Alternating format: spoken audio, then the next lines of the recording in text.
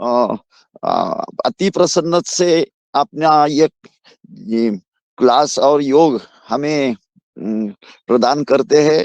उनको सब नमन करते हैं और अपनी गौशाला का दर्शन आपको आप हम कराए जा रहे हैं। तो ये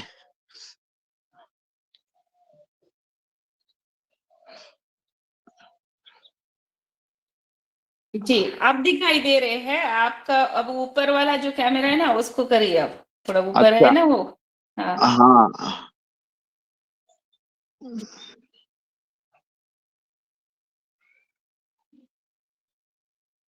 ये टेक्निक क्या है भाई थोड़ा।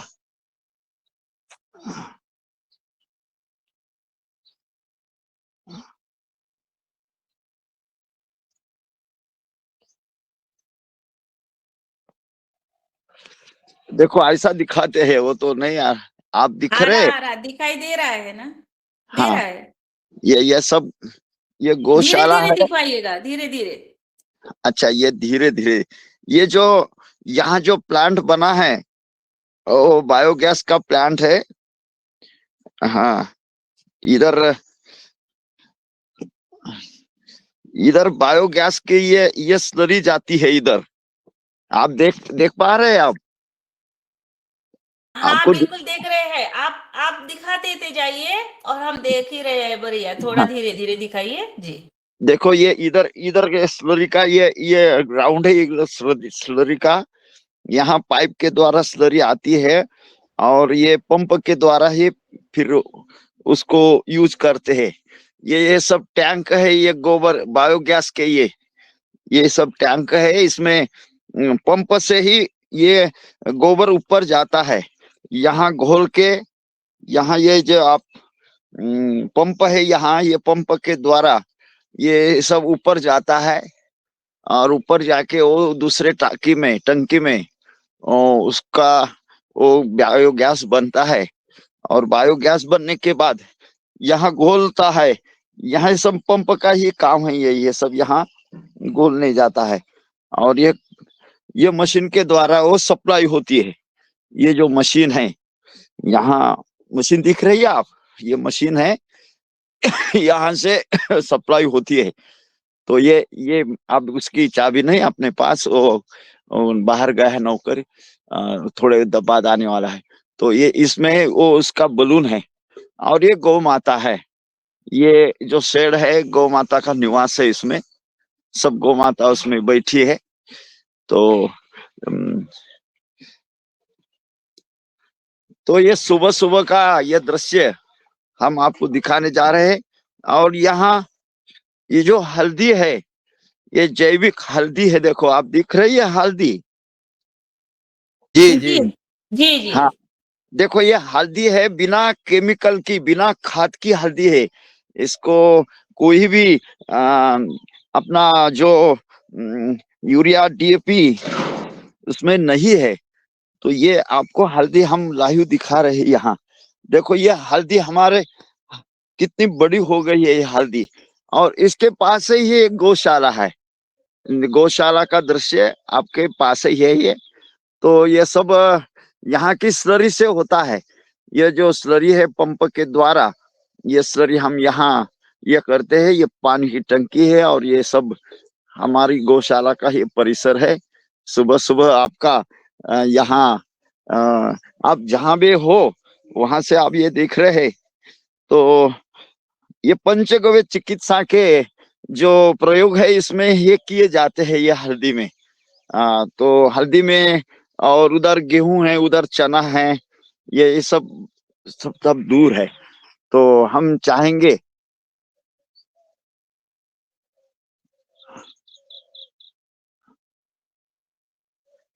हेलो, हाँ जी जी, बोलिए। आवाज आ रही है ना?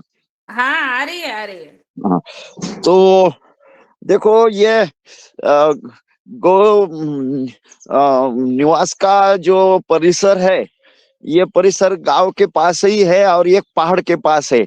हम चलते चलते आप पहाड़ के पास जाएंगे और वहां का भी दृश्य आपको दिखे। 10 मिनट में हम वहां जाते हैं और जाते जाते भी आपसे बात करते हैं। तो चालू रखें हम अदानी जी, चालू रखें आपका। जी हाँ जी, चालू रखते हैं, चालू रखते हैं, चालू रखते हैं। तो आ, धरती पे गौ आवश्यक है। धरती का आ, धरती का ही ये है। धरती का ही दूसरा रूप गौ माता है। देखो, एक थोड़ी हम एक पुरातन एक इसमें आती है, कथा आती है कि एक बार धरती पे ये बहुत उन्मत्त हो गए थे, ये सब असुर रोग सब। तब धरती का बोझा बहुत बड़ा था असुर रोगों से। तो उन्होंने, जो धरती ने गौ का रूप धारण करके ब्रह्मा जी के पास गई कि ब्रह्मा जी सो, वो बोलने लगी, भाई हमें ये बहुत भार हो गया, पीड़ा हो गई है, ये हमारी पीड़ा दूर करे। तो सब क्षीर सागर में गए, सब भगवान से निवेदन करे। या ऐसी कुछ कथा हम पुराने में पढ़ते हैं। तो ये जो पृथ्वी माता है, धरती माता है, वो गौ का रूप धारण करके अपनी समस्या छुड़ाने के लिए इन्होंने प्रयास किया है। तब भगवान गोपाल के रूप आए, श्री कृष्ण के रूप आए, बलभद्र के रूप आए। और बलभद्र के रूप में वो शेष अवतार आए। तो बहुत बुरा पूरा बहुत ये है। लेकिन आने के बाद उन्होंने अपना कुछ तो लेके आना है। हम जब हम मंदिर में जाते हैं तो फूल लेके जाते हैं, किसी बच्चे को मिलने के लिए जाते हैं, कुछ खाने के लिए ले जाते हैं।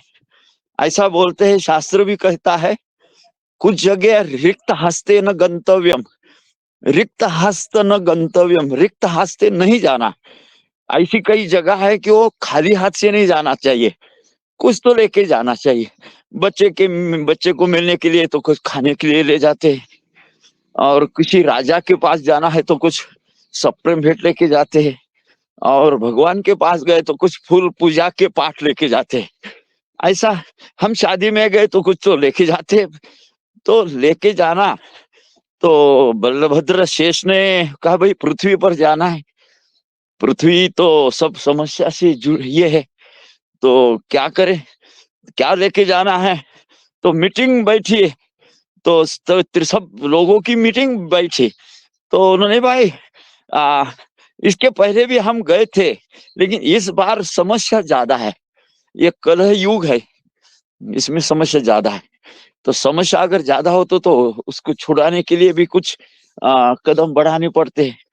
तो उन्होंने कहा, भाई हम जो जाएंगे ना, तो हम मुसल लेके जाएंगे, हल लेके जाएंगे। ये दोनों चीजें लेके आए हो। हल इसलिए बलराम वो हल बोलते हैं कि जो या धरती की कास्त करने का, धरती की जुड़ाई जुड़ाई करने का, तो दुनाई करने का वो हल। और जब धान निकलता है उसको संस्कार करने के लिए वो मुसल, हम पुराने में ये मुसल का ज्यादा प्रयोग होता था, काटने का काम मुसल करता था। हमारे आज भी कुछ प्रयोग ऐसे हुए, जिस जिस धान को काटने में जो ये होता है वो मशीन में नहीं होता है, उसका स्वाद काटने में ज्यादा आता है। कुछ घर में आज भी काटने का ये होता है। घर में जो पीसने के जो छोटे छोटे ये रहते थे, तो वो पुराना ये था। तो इसलिए वो भी हमारे भगवान ने शेष भगवान ने लेके आए। और भगवान श्री कृष्ण ने गोलोक से धेनु लेके आए, गाय लेके आए। तो हम गाय के बारे में बोलेंगे और ये पंचगव्य चिकित्सा के बारे में बोलेंगे। तो गाय तो होना ही है, लेकिन आज हम गाय देने वाली है, लेती थोड़ा है और देती ज्यादा है। थोड़ा लेके ज्यादा देने का काम गौ माता का है। वो चारा लेती है और चारा खाने के बाद अमृत समान दूध देती है, अमृत समान दूध देती है, गोबर देती है, तो गौमूत्र देती है। और हमारा ग्रामीण जीवन इससे ही समुद्र होगा। हम आत्मनिर्भर थे, हमारा ग्राम आत्मनिर्भर था। जो गाय बच्चे देती थी, बछड़े देती थी, वो हमारे खेती के काम में आते थे। वो खेती में चरते थे, उसका कुछ खर्चा नहीं था हमें। बैल का खर्चा क्या है, किसान को कुछ नहीं है, खाली उसको खा चराने के लिए ले जाना और पानी पिलाना। ये हमारी ग्रामीण जो आर्थिक व्यवस्था थी, वो स्वावलंबी थी, कुछ उसमें करने का ये नहीं था। आज हम मशीन यंत्र के माध्यम से हम खेती कर रहे, लेकिन ये सब महंगा होते जा रहा है, और महंगे होते इसका परिणाम भी बहुत बुरा हो रहा है। आ, तो हम आ, ये आत्मनिर्भर थे, बैल मिलता था, वो धरती को समृद्ध बनाने के लिए कि खाद गोबर देती थी, गौमूत्र देती थी, वो खाद का भी खर्च नहीं था और अच्छी उपज मिलती थी, और हमारे घर में दूध आता था। वो दूध से हम हमारे बच्चे को दूध अगर पिलाए, स्वामी विवेकानंद जी से विदेश में प्रश्न पूछा था कि भाई तुम्हारा भारत में कौन सा दूध प्रिय है, किस इसका दूध प्रिय है, किस जानवर का दूध प्रिय है, ऐसा पूछा था। तो स्वामी जी ने कहा भाई भैंस का दूध हमारे देश में प्रिय है। तो लोग आश्चर्य करने लगे, भाई भैंस का दूध तुम ऐसा कैसे कर रहे, तुम्हारे भारत में तो गाय को ज्यादा प्रिय बोलते हैं। तो स्वामी जी ने कहा भाई आप दूध का प्रश्न पूछा था, हम इसलिए उत्तर दिया भैंस का। गाय के दूध को हम दूध नहीं कहते, गाय के दूध तो हम तो अमृत कहते हैं। गाय का दूध बने अमृत दूध है, अमृत है वो। जिस गाय थोड़ा दूध देती है, हम उसका रिसर्च किया है, हमने उसके अनुभव भी लिए है। जो गाय कम दूध देती है उसकी गुणवत्ता अधिक होती है, उसमें ज्यादा घटक होते हैं। हम लालच में ज्यादा दूध देने वाले की गाय के पीछे पड़े और वो विदेशी गाय लेके आए, सब काम बिगड़ गया हमारा, सब तितर बितर हो गया, जो मिलना था वो मिलना भी नहीं हो गया। ज्यादा समस्या में हम पड़े हैं। अब हम उस बारे में नहीं ज्यादा ये A1 A2 ये दूध के जो अब ये बोलते हैं उसके ऊपर हम नहीं बोलेंगे। लेकिन हमारी ग्रामीण गाय, हमारी स्थानिक गाय, जिस देश में जो पैदा भगवान ने की है वही उसमें सुलभ है, वही उसका प्राकृतिक जीवन वो उससे मिला जुला है। जिस देश में, जिस प्रांत में जो जो पैदाश हुए है उस हिसाब से पैदा की है भगवान ने। हाँ, जिस जिस प्रांत में, हमारा प्रांत जैसा है वैसा हमें जन्म मिला है, जैसी हमारी प्रकृति मिली है वैसा हमें अन्न मिला है, ये धरती वैसी मिली है। तो इसलिए, लेकिन ये सब मिलने के बाद देखो, दूध में घी है, लेकिन घी है कहने से नहीं है, उसको मथना पड़ता है, उसका परिश्रम लेना पड़ता है। दूध में घी है लेकिन वो प्रवचन देने से नहीं मिलेगा, उसको प्रक्रिया करना होगा, उसको परिश्रम करके वो मंथन से निकालना होगा। दूध में घी है लेकिन वो घी लाने के लिए हमें परिश्रम के सिवाय नहीं मिलेगा वो। ऐसा ही ये धरती का है, ऐसा ही ये गौ माते का है, ऐसा ही जीवन का है। तो हमारे जीवन में परिश्रम, हम अब आने वाली पीढ़ी परिश्रम से वंचित हो रही है, परिश्रम करना नहीं चाहती है। बिना परिश्रम का पैसा मिलना ये ये हो गया है। कोई मजदूरदार हम लेने के लिए अगर गए, मजदूरी करने, काम करने के लिए कुछ पूछा तो पूछता है क्या काम है, ज्यादा कठिनाई का काम वो नहीं करता, कम कठिनाई का काम, कम परिश्रम का काम करता है और पैसा ज्यादा मांगता है। तो ये हमारी मानसिकता बनती जा रही है, इसलिए हमें परिश्रम की नितांत गरज है। परिश्रम यानी जीवन का सर्वस्व हित है, परिश्रम बिना ये कुछ नहीं होता है। हमें एक प्रसंग याद में आया, जब हमारे देश में हम अंग राजा हुए, वो पुरानी बात है।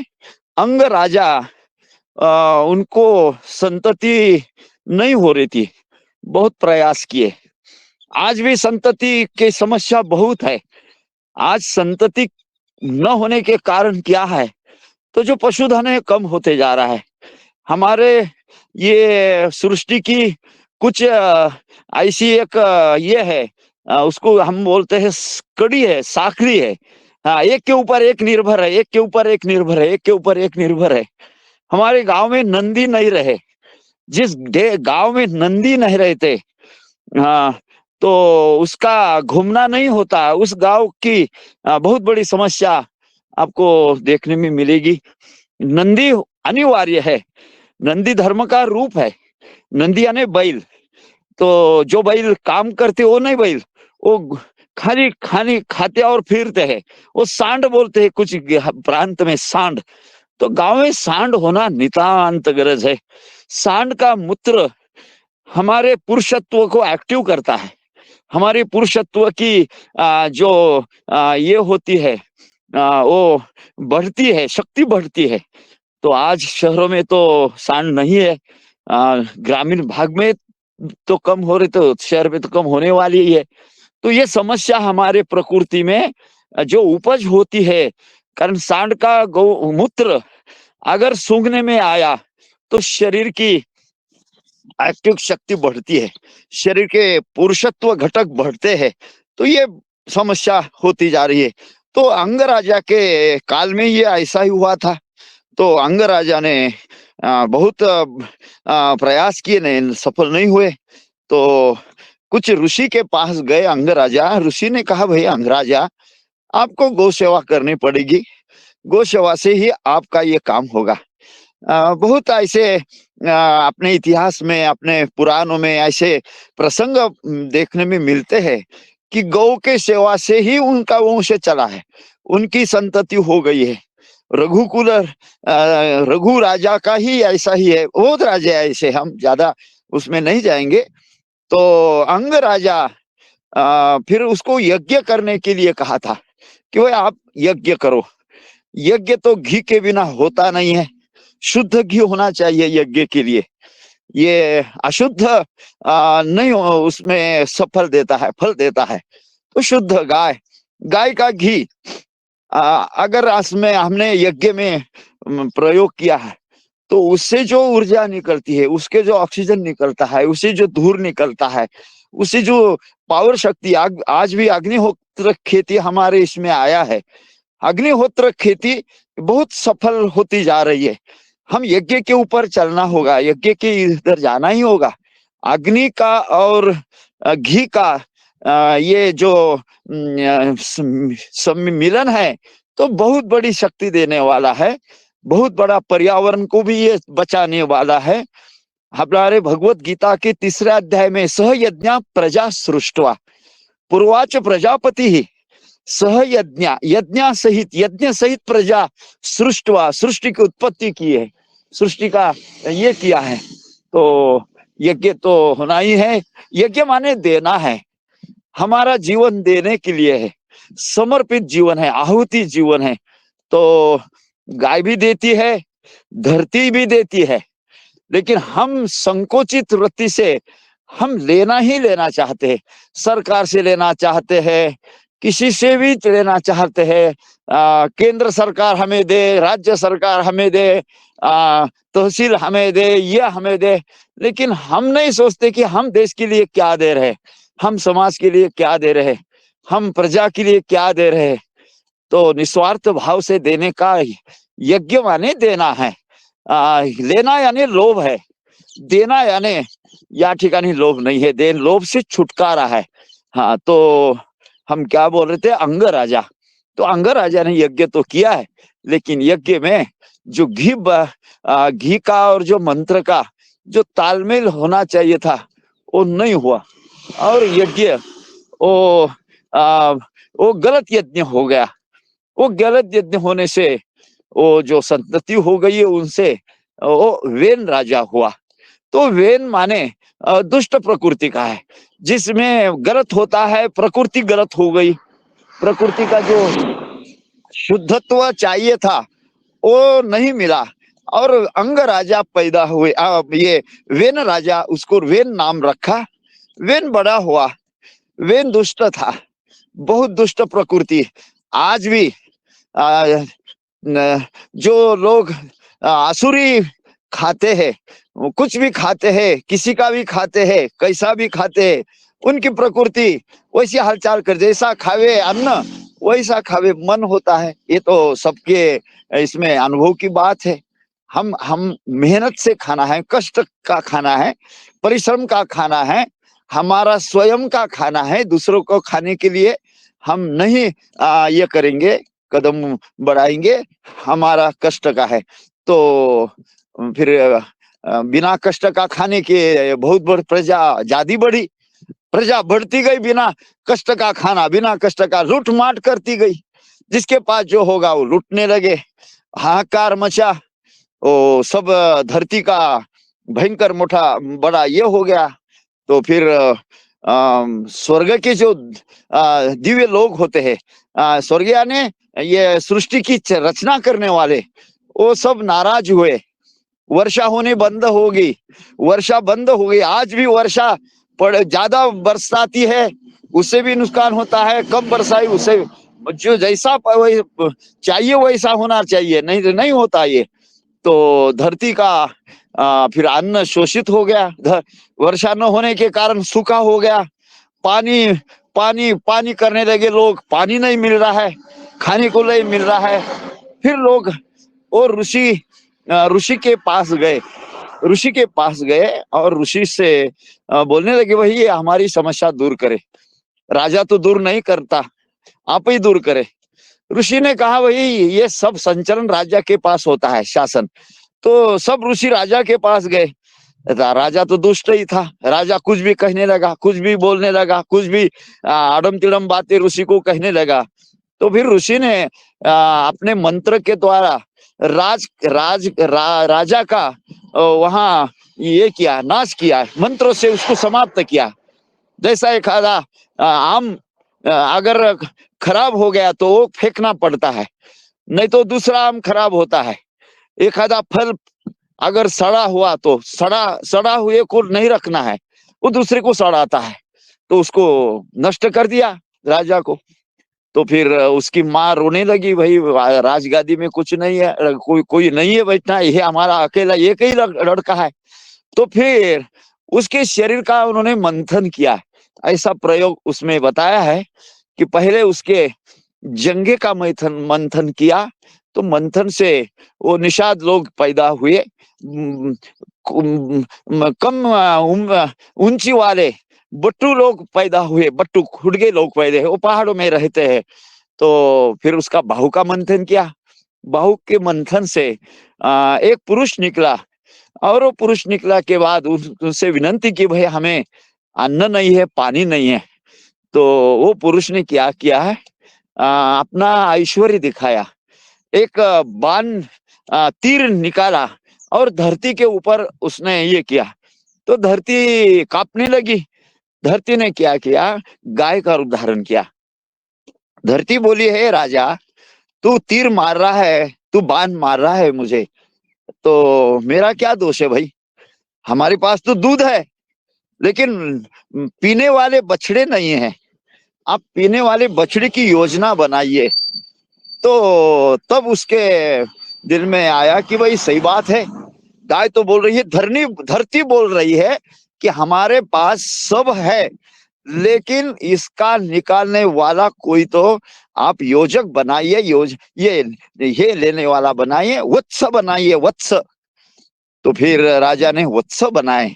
बहुत रोचक कथा है, बहुत बढ़िया कथा है वो। तो हर इसमें वत्स बनाए। देवता लोक में बृहस्पति के वत्स बनाए, और मानव में वत्स बनाए, दैत्य में वत्स बनाए, पृथ्वी सब वनस्पति में वत्स बनाए। पूरा उसका उसमें विस्तार से ये आया है। जैसा हमारे गीता में है, सर्वोपनिषदो गाओ दोग्धा गोपाल नंदनहा पार्थो वत्सः सुधीर भोक्ता दुग्धम गीता मृतम महत। हाँ, भगवान सर्वोपनिषद गाय को जो सर्व उपनिषद जो गाय है उसको दोहने के लिए पार्थ को वत्स किया, अर्जुन को वत्स किया, और स्वयं दूध दोग्धा गोपालनंदनः, वो दूध दुहने लगे स्वतः। कौन सा दूध निकला? पार्थो वत्स सुधीर भुक्ता दुग्धम गीतामृतम महत, गीतामृत दुग्ध सब धरती को मिला, यानी गीतामृत सबको मिला, भगवत गीता। अभी कल हम पिछले एकादशी को हम गीता जयंती मनाइए, तो वो गीतामृत सबको मिला, यानी ज्ञानामृत मिला। तो कहने का तात्पर्य यह है कि हमें वत्स बनना है, धरती के वत्स बनना है, पृथ्वी के वत्स बनना है। तो ये वत्स अपने माता के सानिध्य में अगर हो, तो हम पृथ्वी के सानिध्य में हो, हम गाय के सानिध्य में हो, जैसे पंच माता बोलते हैं, तो उसमें धरती भी माता है, गौ भी माता है। तो हम अभी आए हम बाहर गौशाला में, ये जो बाहर की गौशाला है, देखो दिख रहे क्या सब पहाड़, इधर वृक्ष दिख रहे आपको क्या? नहीं पता नहीं का इश्यू होगा तो फिर ये नहीं। जी ओम दिखाई नहीं दे रहा है।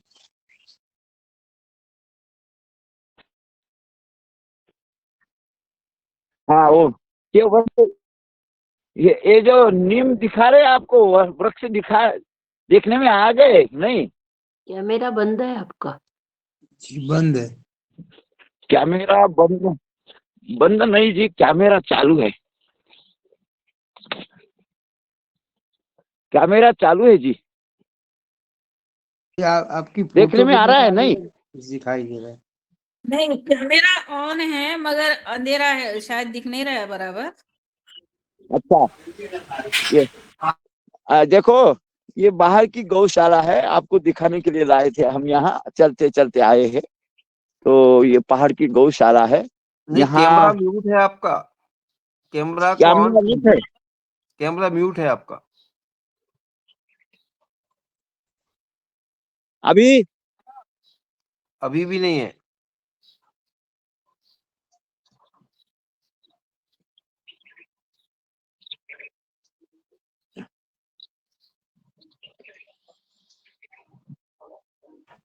कैमरा के सिंबल में रेड है क्या, क्रॉस है क्या?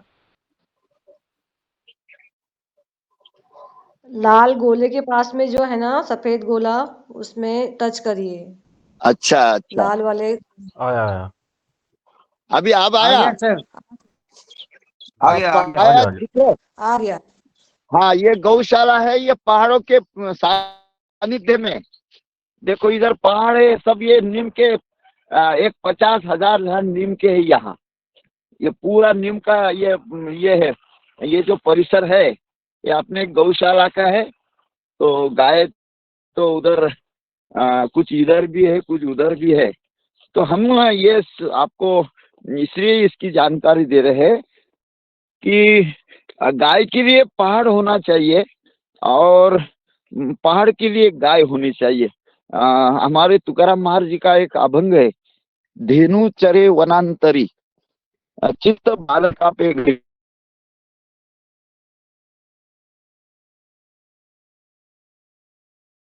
के लिए वो दौड़ती है, उसमें वत्स भाव होता है।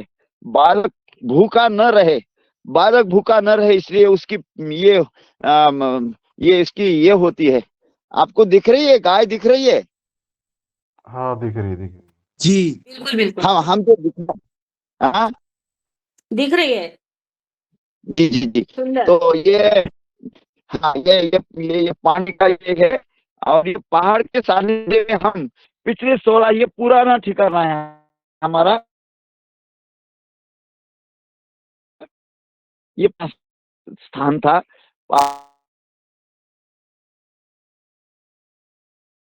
तो फिर बाद में कुछ यहाँ दिक्कतें आ रही थी मजदूरदारों की, काम वाले की, इसलिए गांव के पास।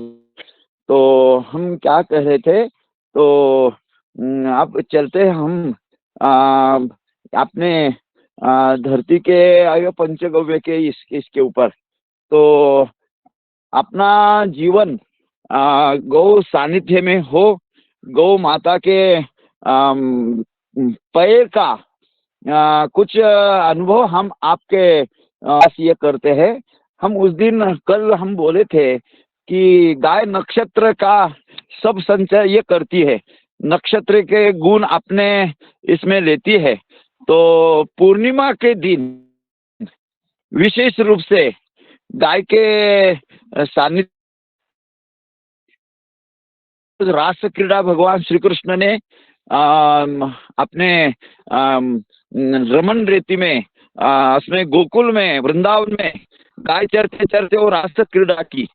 तो रास क्रीड़ा पूर्णिमा के दिन हो गई। तो शरद ऋतु की पूर्णिमा, उसको जागृति पूर्णिमा कहते हैं। आज भी हम उस दिन दूध अंगन में रख के अपने दूध को क्या करते हैं हम, उसको बाहर रख के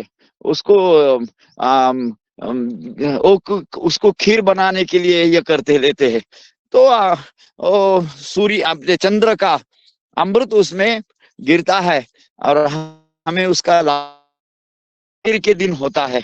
हर प्रांत में होता है, हर स्टेट में होता है। तो कोजागिरी के दिन कोजागिरी के दिन गाय पूर्णिमा के दिन गाय में घूमनी चाहिए। शरद पूर्णिमा। हाँ जी, शरद पूर्णिमा, जी जी, शरद पूर्णिमा। हमारी ज्ञानेश्वरी में एक वो भी है, शारदीयेचे चंद्रकळे माझी अमृत चिति मने मवाले चकोर तलगे। चकोर पक्षी जो होता है वो जो क्या करता है, वो अमृतकण वो चुनता, छोटे छोटे अमृतकण। शारदीयेचे चंद्रकळे माझी अमृतकण कोवळे, कोवळे छोटे छोटे वो चकोर के पिल्ले। तो हमें अमृत तो नहीं चुनने आता, तो दूध में पड़ने के बाद, वो दूध में गिरने के बाद तो हम पी सकते हैं। उसका लाभ हमें पूरा साल भर मिलता है, बहुत उसकी पावर शक्ति होती है। तो हम पूर्णिमा के दिन गाय को अगर हमारे खेत में घुमाएं, गाय चरने के लिए ले गए दिन में शाम में, तो देखो उसमें अपना जो गाय का जो पैर जहां जहां पड़ा है, जहां जहां पड़ा है गाय का पैर, वह वो सब पावर शक्ति बढ़ती है। उस जमीन आप उस पैर के नीचे क्या करे, उसको थोड़ी आवाज कट रही है, थोड़ा नेटवर्क में रहिए। मुझे लगता है वीडियो बंद कर दीजिए, ऑडियो रहने दीजिए, आवाज कट रही है। सिंह से वो नक्षत्र का ये होता है और वो धरती को छोड़ती है, देती है। हम बोल रहे थे गाय देने वाली है, माँ देने वाली है, धरती देने वाली है, और सत्पुरुष भी देने वाले होते हैं, और फल ये वृक्ष भी देने वाले होते हैं। वृक्ष का हम परोपकार में नाम लेते हैं। वो धूप में खड़ा रहता है वृक्ष, लेकिन नीचे वाले को छांव देता है, आने वाले को फल देता है, आने वाले को फूल देता है। ऐसा वृक्ष का जीवन है। ऐसा जीवन हमारा, हम आत्म परीक्षण करना चाहिए कि हमारे नीचे कोई शीतलता लेने का अनुभव कर रहा है क्या, हमारे पास कोई तृप्त हो रहा है क्या, हमारे पास कोई संतुष्ट होके जा रहा है क्या। तो अगर जाता हो तो कुछ न कुछ अंश हमारे जीवन से वो लाभान्वित हो रहे हैं। हम कुछ तो अपनी जीवन की यात्रा सुखद अनुभव दूसरे को देने के लिए हमारी हो रही है। हमारी यात्रा पीड़ा देने वाली अगर हो तो ये धरती माँ हमें क्षमा नहीं करेंगी। कभी ना कभी हमको रोने का समय आएगा, कभी ना कभी। हम दूसरे को अगर हंसते गए तो हमारा जीवन में हंसने का होगा। हम दूसरे का जीवन अगर रोने का देखे तो हमको भी रोने का समय आने आएगा। ये धरती जैसा कर्म करो वैसा फल देता भगवान, ये तो गीता का ज्ञान हमें सुनने में आता है। तो हमारे हाथ में एक गोबर का कंडा है, आप देखते हैं कि आपको दिखने आ रहा है क्या? आपको दिसते दिखने आ रहा है? हो दिसत आहे. आ रहा है, दिख रहा है। हाँ, ये जो गोबर है, ये पहाड़ों में पड़ी ये गाय का है। विशेषता ये गोबर की ये है कि ये गोबर जो देसी गाय का है। ऐसा गोबर अपने को भैंस का नहीं मिलेगा, ऐसा गोबर बैल का कुछ कुछ बैल का मिलता है, लेकिन सब बैल का नहीं मिलता, और जर्सी गाय का तो कभी नहीं मिलेगा। और दूसरी, जो लोग गिर गाय बोलते हैं, वो गिर गाय का भी गोबर ऐसा आपको नहीं मिलेगा। गिर गाय का गोबर ऐसा कभी नहीं मिलेगा। तो गिर गाय का दूध तो अच्छा है, लेकिन उसका गोबर का साइज ये नहीं रहेगा। आपको दिख रहा है ना ये? तो ये बहुत बड़ी पावर शक्ति है गाय के गोबर में। क्यों शक्ति है? तो गाय के शरीर में जो घटक है, वो चारा खाने के बाद ये ऐसे बनते हैं। ये चारा से उत्पादन हुआ है। गाय क्या करती है? पहाड़ों में वनस्पति खाती है। पहाड़ों में अलग अलग अलग अलग विभिन्न प्रकार के जो पैदा हुए भगवान ने सृष्टि में दिए हैं, वो सब खाती है, और इसका ये गोबर बनता है। तो ये गोबर में औषधि का गुण है।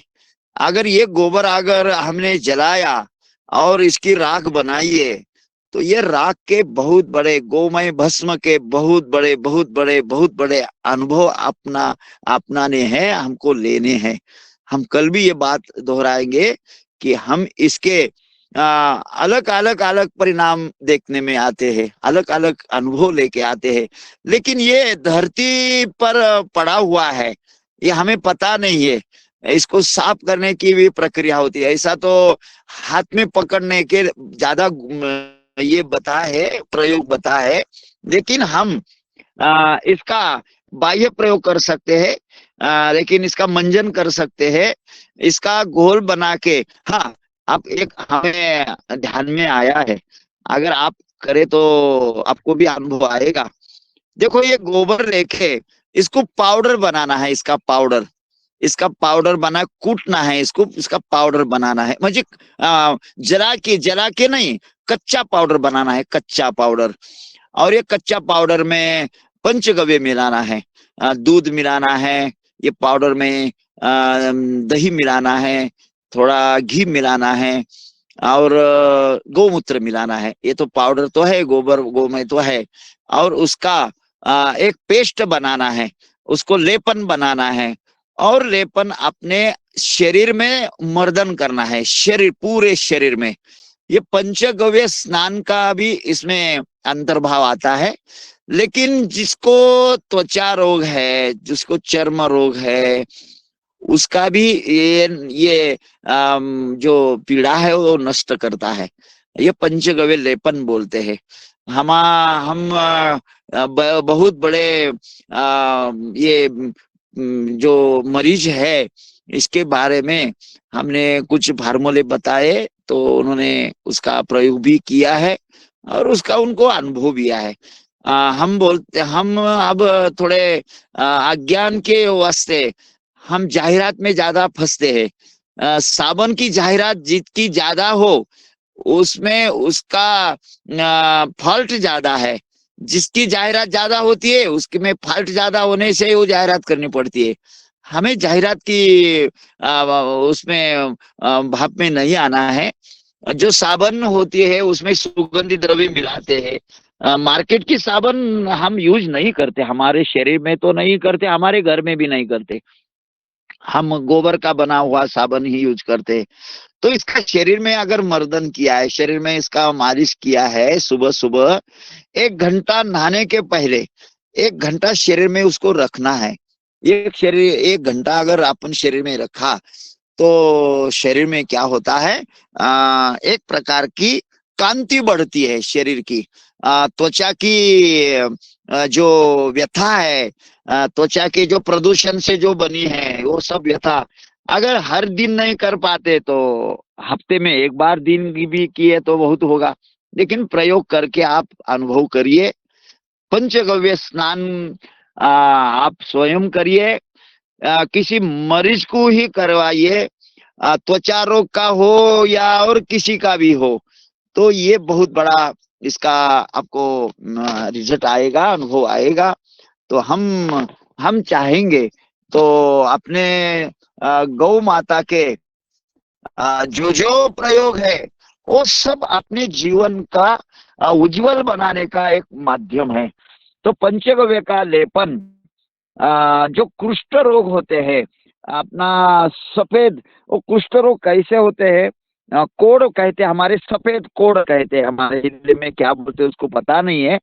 लेकिन वो दो पदार्थ अगर सफेद हमारे में खाने में आए, जैसा केला और दूध हम मिला के खाते हैं कभी कभी, केला दूध पिलाते हैं और उसको शक्कर डालते हैं और वो खाते हैं। लेकिन वो आयुर्वेद का वो गलत फार्मूला हो गया है, वो खाने का नहीं बोला है। दूध में कल हमारे डॉक्टर जी ने बोला था कि कुछ लोग आप नमकीन खाने क्या आप ये कर रहे, चाय पीते पीते नमकीन खाते हैं, ये नया अब ये रिवाज हो गया है। तो चाय में दूध है और नमकीन में ये है, नमक है। दूध का और नमक का मिलान हो गया तो वो बीमारी पैदा होती है शरीर में। क्या खाना है, किसके खाद खाना है, इसका आयुर्वेद ने बहुत बड़ा इसका मार्ग बताया है। लेकिन हम कभी आयुर्वेद के ऊपर उधर जाते नहीं, हम शास्त्र के मार्ग पर जाते नहीं। हाँ, हमारी गीता में लिखा है, एक श्लोक आया है, शायद वो 17वां अध्याय क्या 16वां अध्याय में, कार्य विवेकी। हाँ, शास्त्री जी का भी पार किया, ऐसा मराठी में उसकी वो भी है। क्या करना और क्या न करना, क्या करे और क्या न करे। गीता प्रेस गोरखपुर का एक किताब है, क्या करे और क्या न करे, क्या खाए क्या न खाए। इसकी जानकारी हमें को होनी चाहिए, हमारे परिवार में होने, बुजुर्ग लोग इसको जानते थे। लेकिन आप बुजुर्ग के पास बैठते नहीं है, बुजुर्ग का कुछ सुनते नहीं है, बुजुर्ग को हम ज्यादा ये भी नहीं देते, डिमांड भी नहीं देते। लेकिन अपने घर में जो बुजुर्ग है, आप थोड़ा समय उनके पास बैठिए, उनका सानिध्य करिए, वो तो हमारे घर के बड़ वृक्ष है, छाव देने वाले हैं, बहुत विशाल है, अनुभव उनके जीवन में बहुत है। बहुत उनको हर जीवन की समस्या उनके सामने आई है, उसको हल किया है उन्होंने। तो कुछ ना कुछ हमें अच्छे मिलेंगे विचार। तो बूढ़े माँ हो, बूढ़ा पिता हो, अपने घर में हो या अपने पड़ोस में है, कोई भी बूढ़ा, भारत का कोई भी बूढ़ा अगर प्रेम करे तो हमें बहुत कुछ दे के जाता है। तो ऐसा है। तो हम क्या बोल रहे थे, तो पंचगव्य का स्नान, पंचगव्य का लेपन, पंचगव्य का सेवन, पंचगव्य का सूंघना।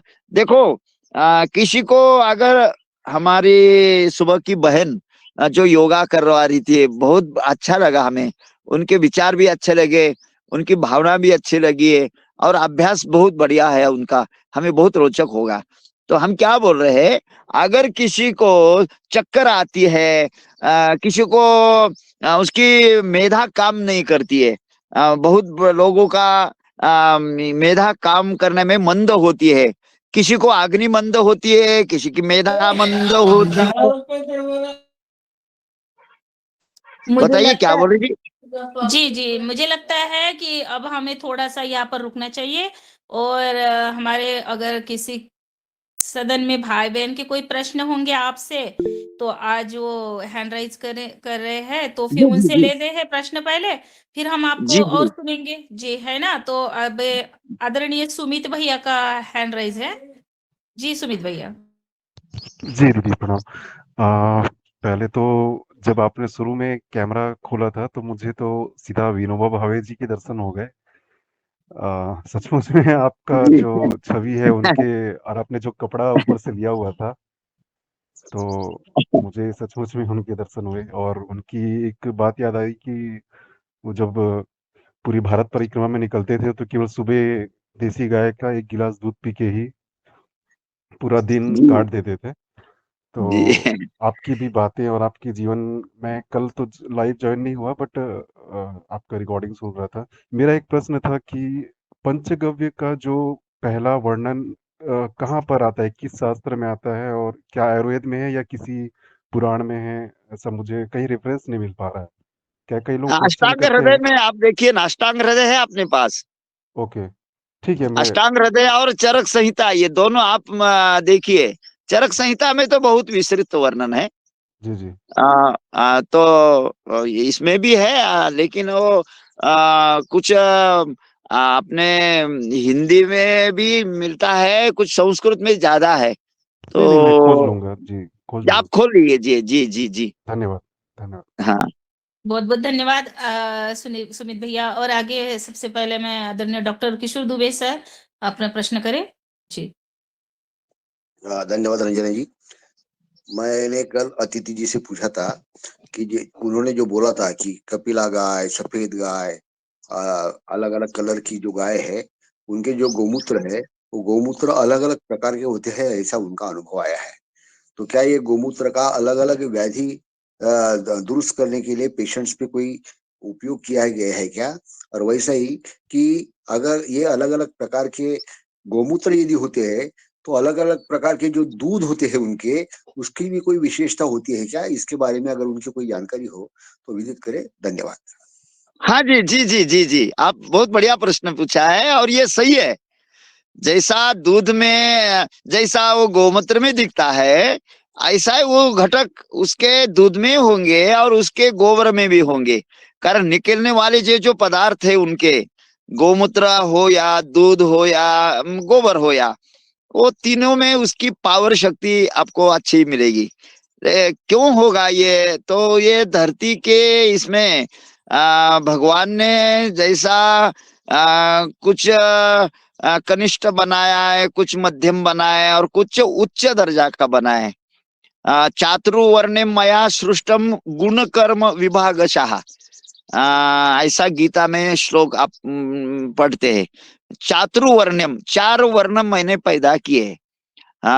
कैसे किए? गुण कर्म विभागशः, उसके गुण और उसके कर्म विभाग होने से ये कर्म पड़े हैं। हम जन्मत से नहीं वो उनको श्रेष्ठ समझते, कर्मों से श्रेष्ठ होता है।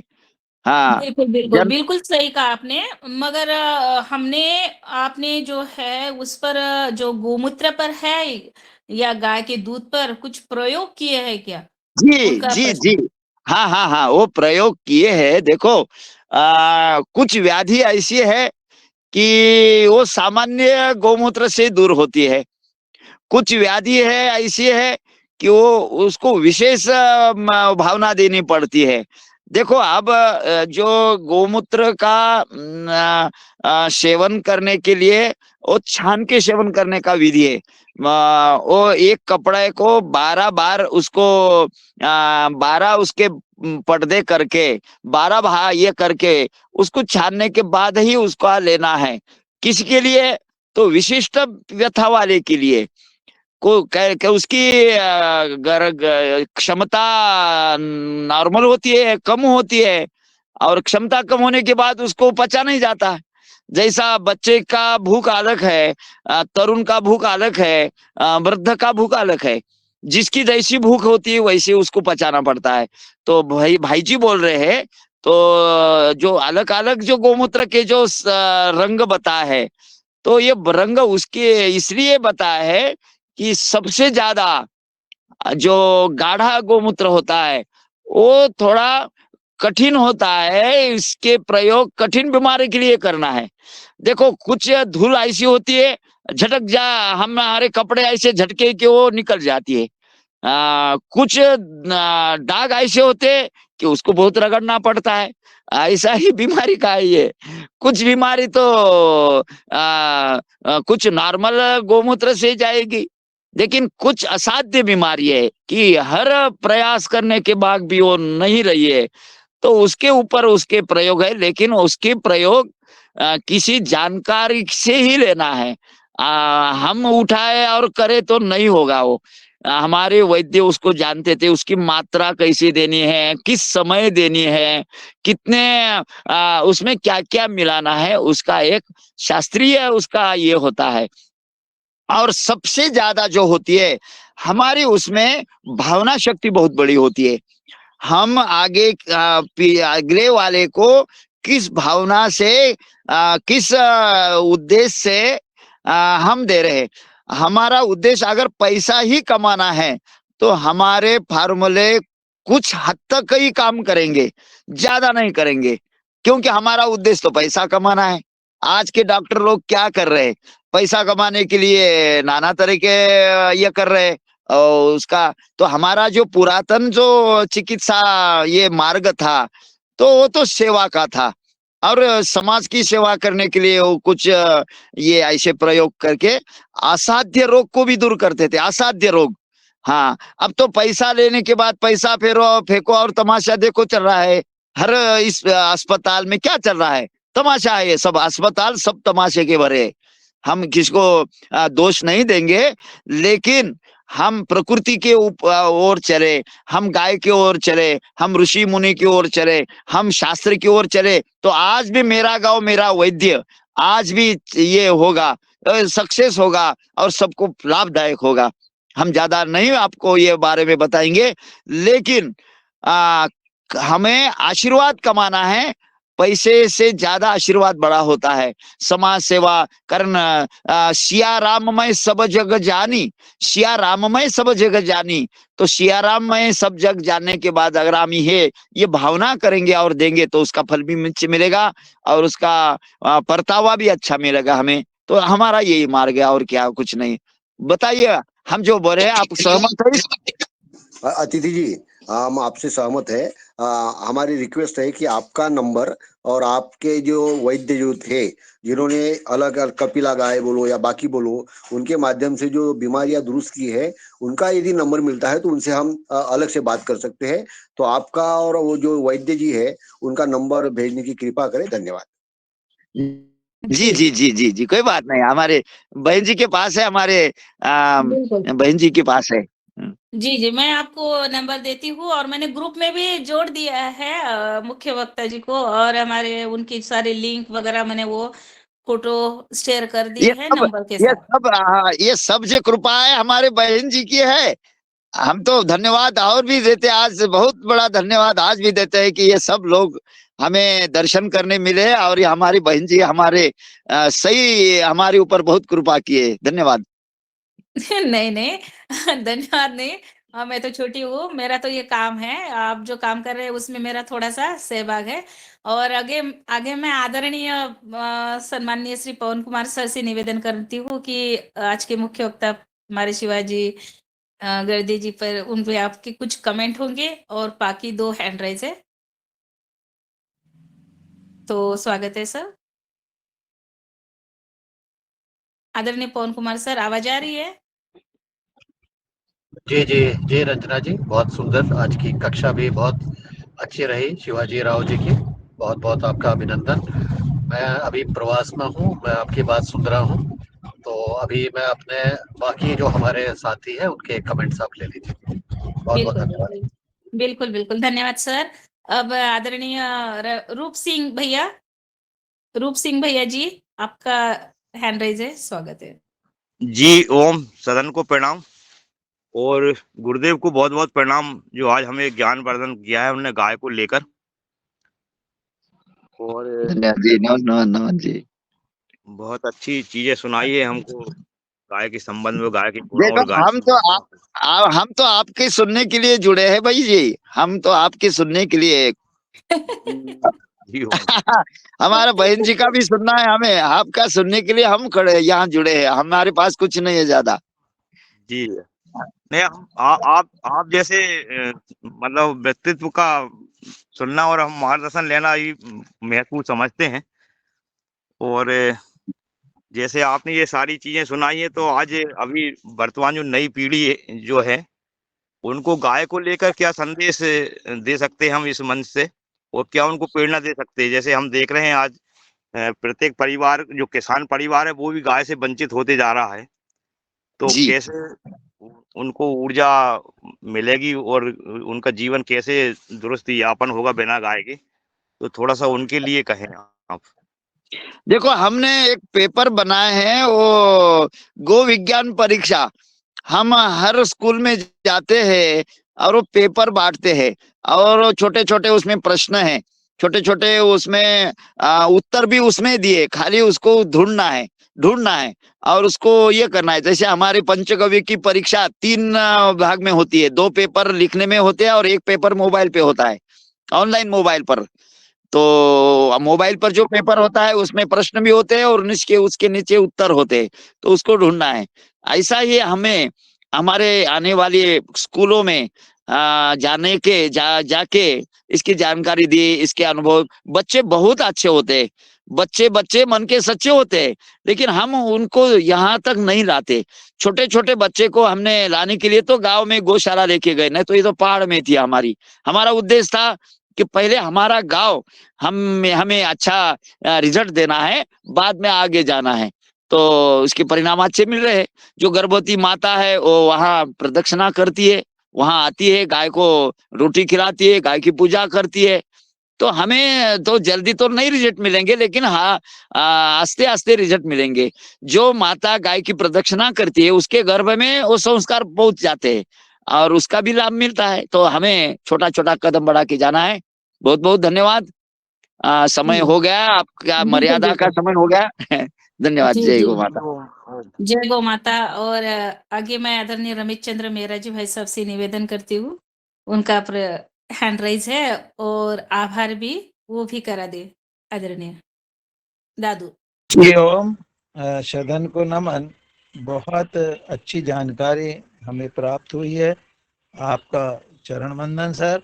और मेरा प्रश्न ये है कि आपने जो पंचगव्य का प्रयोग फसल पे किया है उसके रिजल्ट कैसे रहे? जैसे मैं नर्मदापुरम में रहता हूँ मध्य प्रदेश में, यहाँ पर धान, मूंग और गेहूं ये 3 फसल होती है और इनमें सबसे ज्यादा रसायन और कीटनाशक का उपयोग होता है। हम इसे पंचगव्य से क्या कम कर सकते हैं? जी ओम। हाँ जी जी जी जी, इसके ऊपर हम एक दिन थोड़ा ये बताएंगे। अब तो समय पूरा होने वाला है। तो आपके पास गाय है आपके पास अभी? मेरे पास गाय नहीं है सर अभी।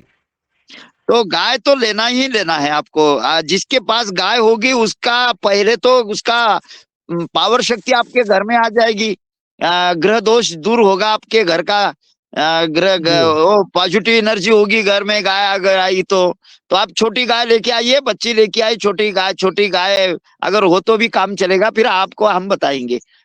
बहुत जी सुंदर। जी। जब तक गाय नहीं आएगी तो तब तक सही प्रयोग बात है नहीं बहन बताया जी। जाएगा।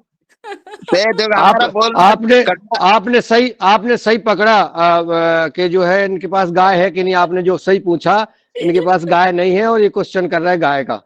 ठीक है, तो जब तक गाय नहीं आएगी तब तक इनके क्वेश्चन पे बैन लग जाता है आज से। सही बात जी। जी। जी मैं आगे आदरणीय मेरे पास एक बछड़ी तैयार हो रही गुरुदेव के लिए एक बछड़ी तैयार हो रही मेरे यहाँ पे, और उनसे कह के भी रखा मैंने कि ये बछड़ी आपको ले जाना है। जी धन्यवाद। अरे वाह वाह वाह, अभिनंदन। बहुत सब शुभकामनाएं। सबको अच्छा लगा, सबको सुनने में अच्छा लगा, और हमारे बहन जी की बहुत बड़ी कृपा है, हमें सबसे जोड़ा है। धन्यवाद। जय गौ माता। गुरुदेव जी जी। मेरे यहाँ बहुत गाय है। अच्छा, बहुत वंदन। गाय है मेरे पास, गिर गाय है, सब गाय है। तो जी। मेरे को बताओ कैसा क्या बनाए पंचगव्य, कैसा क्या इसका उपयोग हो अच्छा, सकता फिर है ये खेती में? आप कहाँ कौन से डिस्ट्रिक्ट में हैं आप? मध्य प्रदेश में? नर्मदापुरम। नर्मदापुरम। अच्छा। फिर स्थानिक गाय है?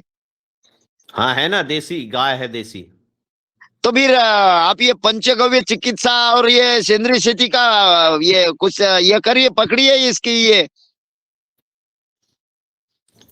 कैसे पकड़े? अरे वहाँ जो अपना नर्मदापुरम का जो डिस्ट्रिक्ट होता है उनसे कौशल्य विकास का बोर्ड है, उसमें आप जाइए, उनसे रिक्वेस्ट करिए कि भाई हमें ये इंस्टीट्यूट का हमें ये करिए, मान्यता दिए। फिर बाद में आपको हम शिक्षक दे देंगे। आप विद्यार्थी जुड़िए, छोटे छोटे विद्यार्थी जिसकी 10वीं कक्षा पास पढ़ के गए, ऐसे लोगों को हम इकट्ठा करेंगे और ये फार्मूले उनको पढ़ाएंगे, सिखाएंगे, वो घर में जाके करेंगे। हम अकेला कुछ नहीं कर सकते। दो हाथ में, हाथ से क्या करेंगे हम? हमारे हाथ बढ़ाने हैं, हमारा काम बढ़ाना है। जी जी जी तो आपको बताएंगे, आपको बात कर सकते हैं क्या बाद में, नंबर से कोई बात कर बात सकते नहीं हैं? जी जी जी। जब जब देखो क्यों नहीं कर सकते, हम बहुत बड़े ये थोड़ी है, लेकिन काम में जब होते हमारे पास मोबाइल नहीं रहता। तो हम अब गोबर उठाने के लिए जा रहे हैं। अब हम अभी तक किसी भी नौकर को गोबर उठाने का काम नहीं बताया, हम भी करते हो। बहुत बड़ी ऊर्जा है हमारे पास काम करने की। फिर बात कैसी हो पाएगी आपसे? दोपहर में लगा नहीं, वो लीजिएगा, शाम को दोपहर में, करेंगे ना शाम जी। को। एक दिन आपको हाँ, गोबर दोपहर उठाने में जाना तो पड़ेगा। फ्री में हो। नंबर नंबर भेज दो, नंबर। नहीं, गोबर उठाया वो भैया, तो हमने खूब उठाया, वो अभी भी उठाते हैं। सेवक का जी, काम ही है, बाकी चलिए, सेवा बहुत जी, सुंदर। आदरणीय मुन्नीलाल भैया जी, इसे निवेदन है कि आज के इस कक्षा को विराम दे। बहुत आदरणीय जी नंबर जी। नंबर दादा का नंबर। अरे मिल रहा अरे नंबर, नंबर में गोबर दूंगी, उठाने नंबर में। है, ग्रुप में नंबर है। डला है, ग्रुप देखा करें। ये ग्रुप देख नहीं रहे हैं, ग्रुप में और है। ये है ग्रुप में कोई देखता नहीं हाँ। है, ग्रुप में नंबर डाला है सबको। ये चलिए, बहुत सुंदर। और आज की योग सत्र